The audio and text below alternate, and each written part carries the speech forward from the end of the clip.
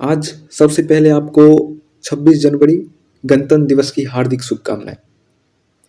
मैं उम्मीद करता हूं कि आप लोग ठीक होंगे और आज के दिन जो हमारा देश का बहुत महत्वपूर्ण दिन है, जो हमारे लिए एक पर्व के रूप में है। और मैं उम्मीद करता हूं कि आप लोग इस दिन को अच्छे तरीके से मनाएंगे और याद करेंगे कि हम हमारे कितने वीर सपूत, हमारे कितने जवान जो देश को आज़ाद कराने के लिए शहीद हो गए, मर मिटे देश के लिए।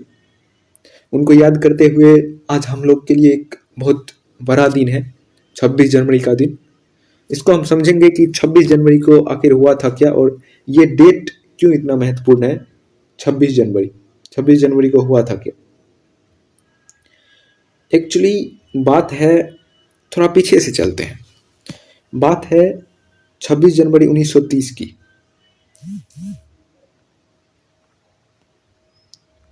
बात है 26 जनवरी 1930 की। लाहौर अधिवेशन में पंडित जवाहरलाल नेहरू पूर्ण स्वराज की घोषणा करते हैं। पूर्ण स्वराज।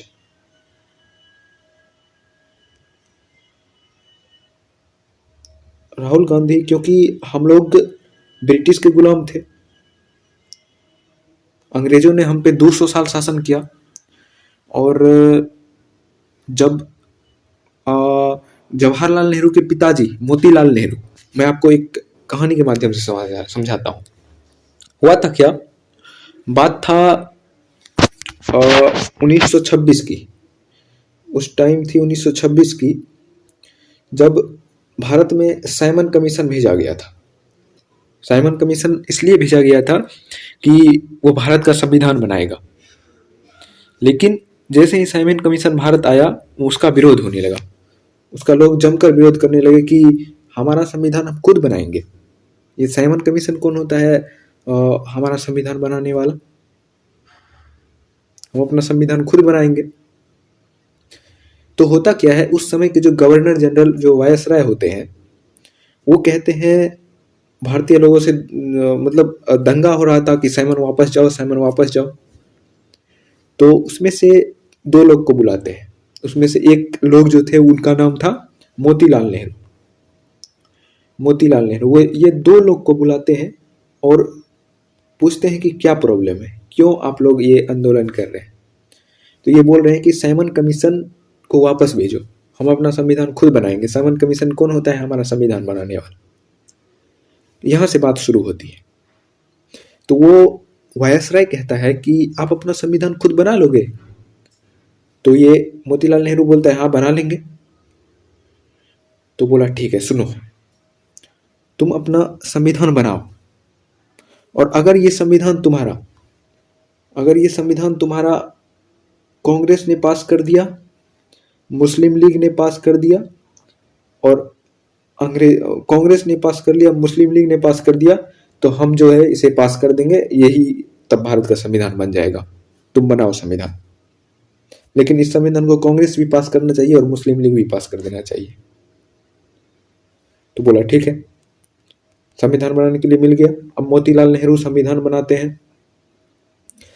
अब ये जो बनाते हैं, इसी का नाम रहता है नेहरू रिपोर्ट। नेहरू रिपोर्ट आपने सुना होगा या फिर आप हिस्ट्री में पढ़ते होंगे। इसको कहते हैं नेहरू रिपोर्ट। ये तैयार होता है 1927 में, करीब करीब 1927 का टाइम चल रहा होता है, नेहरू रिपोर्ट आता है। और नेहरू रिपोर्ट आता है और नेहरू रिपोर्ट पढ़कर सुनाया जाता है। जब नेहरू रिपोर्ट आता है तो वहाँ पे उस सभा में, जिस सभा में ये नेहरू रिपोर्ट आता है, उसमें मुस्लिम लीग के भी लोग रहते हैं और कांग्रेस के लोग भी रहते हैं। तो उसमें पढ़कर सुनाया जाता है, ये है नेहरू रिपोर्ट। ये पढ़कर सुनाया जा रहा है कि हम अंग्रेजों से मांग करेंगे कि भारत को अधिराज्य बना दे। हम अंग्रेजों से मांग करेंगे कि भारत को ये बना दे। हम ये मांग करेंगे कि ये बना दे। पहला जो लाइन पढ़ा ना, कि हम अंग्रेजों से मांग करेंगे कि भारत को एक अधिराज्य बना दे, हम चाहते हैं कि भारत एक अधिराज्य हो। तो इनका एक बेटा था, नेहरू जी का, मोतीलाल नेहरू जी का एक बेटा था, जिसका नाम था जवाहरलाल नेहरू। जवाहरलाल नेहरू।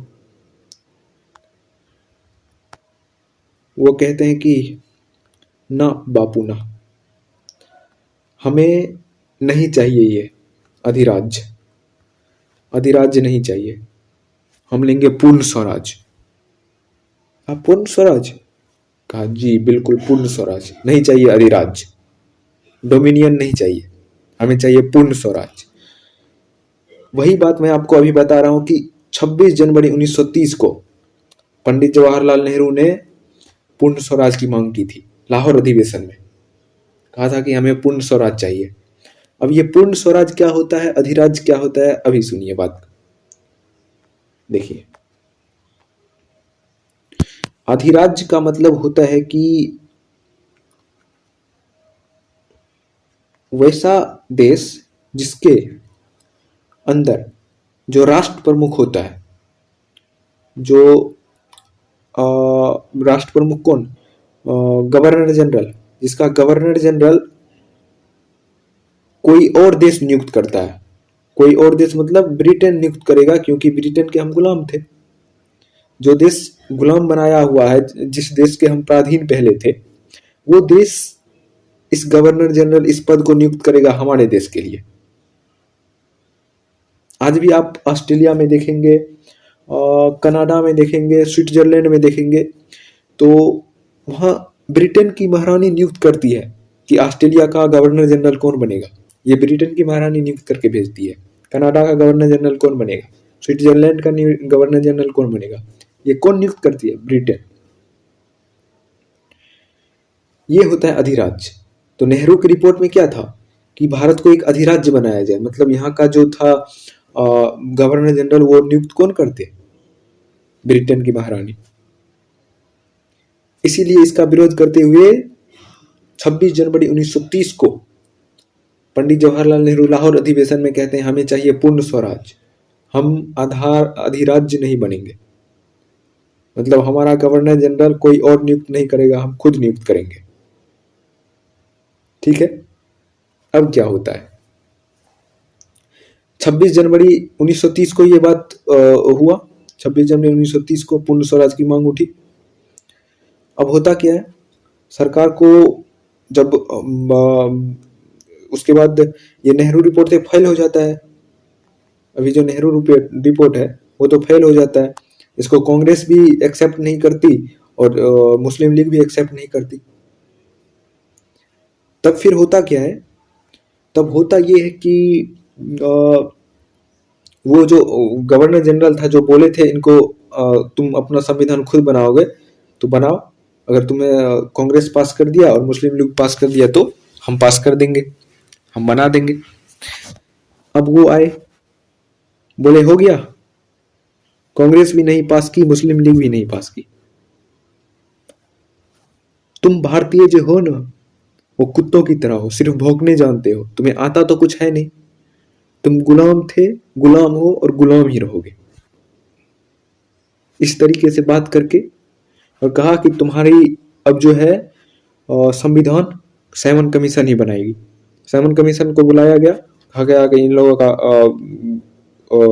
संविधान बनाओ, ये लोग कुछ नहीं कर सकते, ये लोग सिर्फ भौंकना जानते हैं। इस तरीके से बात करिए गया। नेहरू रिपोर्ट यहाँ पे फेल हो जाती है। साइमन कमीशन का रिपोर्ट बनता है, साइमन कमीशन का संविधान बनता है, वो पास होता है 3 गोलमेज सम्मेलन में, तीसरा गोलमेज सम्मेलन में पास होता है। ये आपको पता भी होगा, हिस्ट्री में आप पढ़ेंगे भी डेप्थ में जाके। उसके बाद क्या होता है, उसके बाद दूसरा विश्व युद्ध शुरू होता है 1939 से 1945 तक। इसी बीच 1942 में इंडिया में भारत छोड़ो आंदोलन शुरू होता है। 1942 के भारत छोड़ो आंदोलन से जनता इतना आक्रोश में थी कि गांधी को अंदर कर दिया गया, सारे नेता को अंदर कर दिए गए, लेकिन जनता इतना क्रोध में थी कि मानो अंग्रेज को उखाड़ फेंकेंगे। अंत में अंग्रेजों को हार मानना पड़ा और अंग्रेजों ने 15 अगस्त 1947 को देश को आजाद कर दिया। अब देश आजाद हो गया, देश तो आजाद हो गया, आज़ाद हो गया तो अब देश चलाना भी तो है। देश चलाना कैसे है? देश चलाना है तो देश के लिए संविधान तैयार करना होगा। संविधान बनना स्टार्ट हुआ, संविधान सभा बनाया गया, कैबिनेट मिशन के तहत संविधान सभा बनाया गया और संविधान लिखा गया भारत का। संविधान लिखा गया तो संविधान जो है 15 अगस्त 1947 को देश आज़ाद हुआ और 26 नवंबर 1949 को संविधान को अपना लिया गया। अपना लिया गया मतलब संविधान बनके तैयार हो गया 1949 को, 26 नवंबर 1949 को। लेकिन 26 नवंबर 1949 को लागू नहीं किया गया संविधान, सिर्फ अपना लिया गया, एडॉप्ट किया गया। ठीक है। और इसको लागू कब किया गया, इसके कुछ प्रावधान लागू किए गए हैं, वो आप पढ़ेंगे हिस्ट्री में, वो क्यों किए गए हैं उसको भी डेप्थ में पढ़ेंगे। अगर आप मेरा क्लास करते होंगे तो आपको पता होगा। और देखिए 26 नवंबर 1949 को तो पहले अपना लिया गया, इसको लागू किया गया 26 जनवरी 1950 को। क्यों? क्योंकि 26 जनवरी 1930 को जवाहरलाल नेहरू ने पूर्ण स्वराज की मांग की थी। तो उस डेट को याद रखने के लिए कहा गया कि हम लोग इतना दिन 2 साल 11 महीने 18 दिन लगे ही, 2 साल 11 महीने लगे थे संविधान बनने में, 2 साल 11 महीने 18 दिन, तो इतने दिन तो लगे ही, कुछ दिन और रुक जाते हैं और इस डेट को संविधान को लागू करते हैं ताकि ये डेट हमेशा जिंदगी में याद रहे कि 26 जनवरी 1930 को पूर्ण स्वराज की मांग उठी थी और 26 जनवरी 1950 को भारत का संविधान लागू हुआ। इसके नेक्स्ट 20 साल, जस्ट 20 साल के बाद संविधान देश का लागू हुआ और संविधान दिखाता है कि हम पूर्ण स्वराज हैं और हम एक गणतांत्रिक देश है। अब देखिए, मैंने तो अभी आपको 26 जनवरी बताया, अब गणतंत्र क्या होता है वो बताते हैं। क्यों इसे बोला जाता है कि ये गणतंत्र दिवस है? 26 जनवरी को तो संविधान लागू हुआ था। अब ये गणतंत्र शब्द क्या है ये समझिए, गणतंत्र दिवस क्यों बोला जाता है। देखिए, गणतंत्र दिवस इसलिए बोला जाता है कि हमारे, देखिए, राष्ट्र प्रमुख जो होता है, ऐसे समझो, राष्ट्र प्रमुख जो होता है वो 3 तरीके का होता है। 3 तरीका का कौन कौन? पहला होता है वंशानुगत।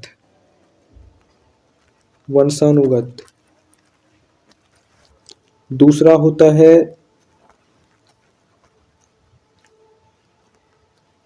अधिराज्य।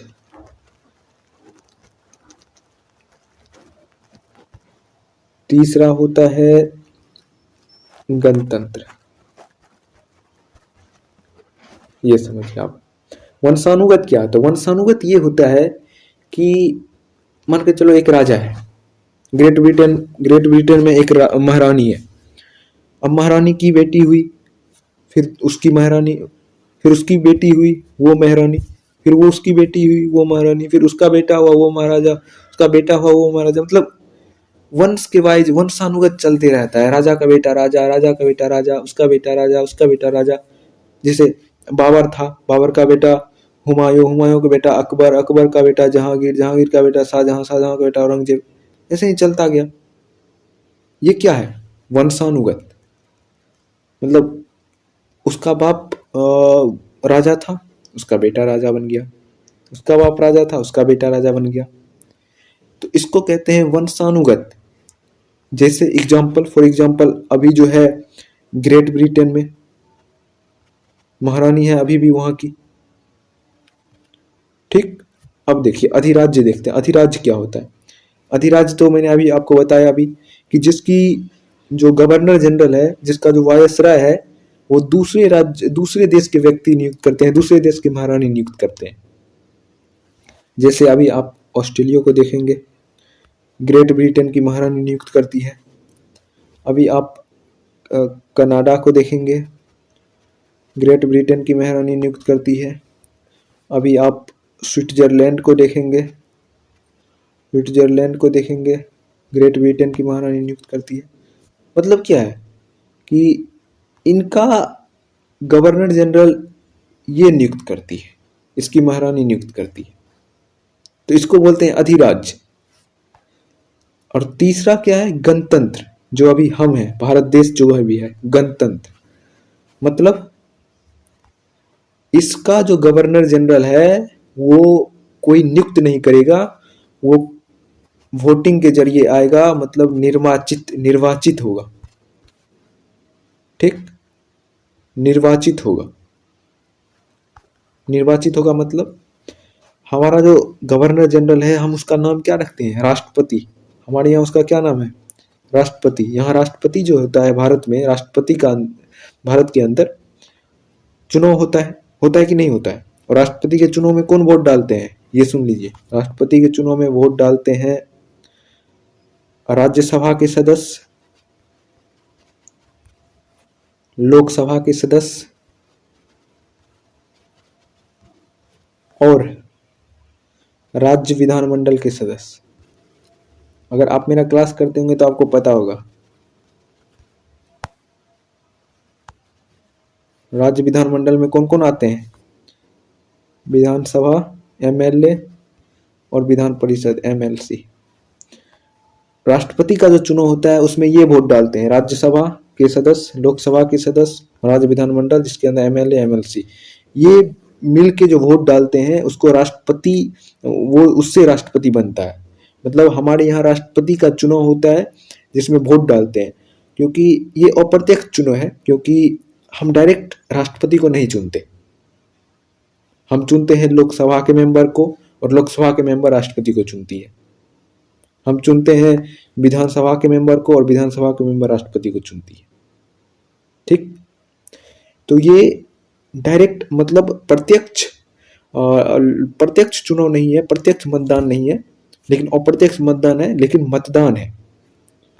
हमारे यहाँ राष्ट्रपति कोई दूसरे देश नियुक्त करके नहीं भेजती है, हमारे यहाँ चुनी जाती है, चुनी हुई सरकार राष्ट्रपति बनती है। ठीक, तो इसको कहते हैं गणतंत्र। तो गणतंत्र का सीधा परिभाषा क्या है, कोई पूछे अगर गणतंत्र क्या होता है तो उसको सीधा बोलना है, गणतंत्र का मतलब होता है कि जिस देश में राष्ट्रपति का चुनाव हो उसको गणतंत्र देश कहते हैं। राष्ट्रपति का चुनाव हो उसको कहते हैं गणतंत्र। और जिस देश में राष्ट्रपति दूसरे देश से नियुक्त करके भेजे, राष्ट्रपति के है या गवर्नर जनरल के, तो उसको कहते हैं अधिराज्य। और जहाँ पे वंशानुगत हो उसको वंशानुगत कहते हैं, जहाँ पे वंश वाइज चल रहा है, बेटा बेटा का बाप, बाप का बेटा, उसको वंशानुगत कहते हैं। ठीक है, आपको समझ में आ गया कि हम अपने देश को गणतंत्र क्यों कहते हैं और 26 जनवरी को गणतंत्र दिवस क्यों मनाया जाता है। क्लियर है यहाँ तक। अब देखिए, इसीलिए 15 अगस्त को जो है हमारा देश आज़ाद हुआ, और 15 अगस्त को जो झंडा फहराते हैं उसको 15 अगस्त को जो झंडा फहराते हैं वो कौन होते हैं, वो पीएम होते हैं। लेकिन आप देखे होंगे, ध्यान दिए होंगे कि 26 जनवरी को जो झंडा फहराते हैं वो कौन होते हैं, प्रेसिडेंट होते हैं, राष्ट्रपति होते हैं।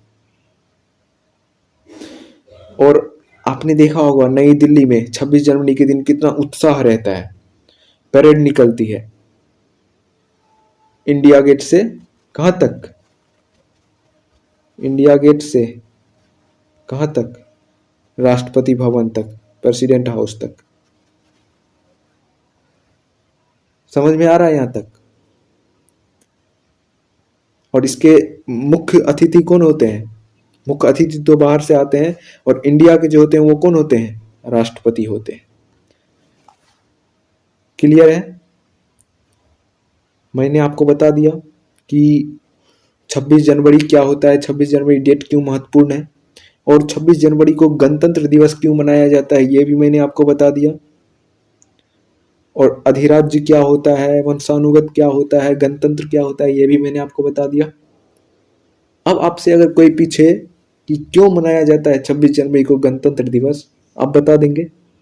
गणतंत्र क्या होता है ये भी बता देंगे, 26 जनवरी को ही क्यों मनाया जाता है ये भी बता देंगे, संविधान किस दिन अपनाया गया ये भी बता देंगे, संविधान को लागू किस दिन किया गया ये भी बता देंगे। पूरी बातें मैंने आपको क्लियर कर दी। कोई डाउट हो कमेंट बॉक्स के नीचे लिख दीजिए, और मिलते हैं नेक्स्ट वीडियो में। तब तक के लिए बाय। और अगर आपको मेरे साथ जुड़ना है तो चैनल को सब्सक्राइब कर लीजिए और प्लेलिस्ट में देखिए, आपके लिए बहुत हेल्पफुल सब वीडियो है। मिलते हैं नेक्स्ट वीडियो में, तब तक के लिए बाय, जय हिंद, धन्यवाद।